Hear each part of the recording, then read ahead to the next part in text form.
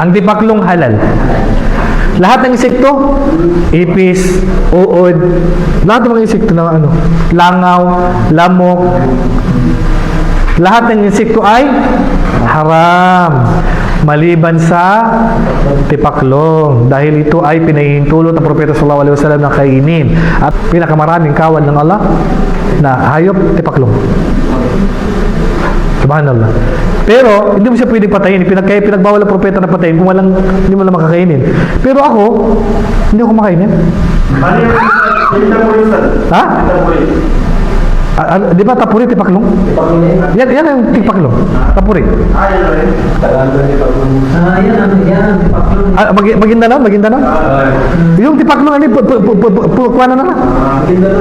Tipaklong, tumba. Yes. Actually, nakikita ko yung mga kumain ng tipaklong, nasasarapan sila. Oo, pero bakit ako? Hindi ko gusto yung lasa. Ang tipaklong halal, ang tipaklong. Kasi kabilang siya sa pinahintulot ng propeta na hayop na kainin. Uhillat lakum maytatani wad daman. Ipinahintulot sa inyo na kainin ng dalawang patay at dalawang dugo. At dalawang patay na hayop, kahit tipaklong, kahit patay na yan, halal pa rin. Ang tipaklong, kahit patay na yan, halal pa rin.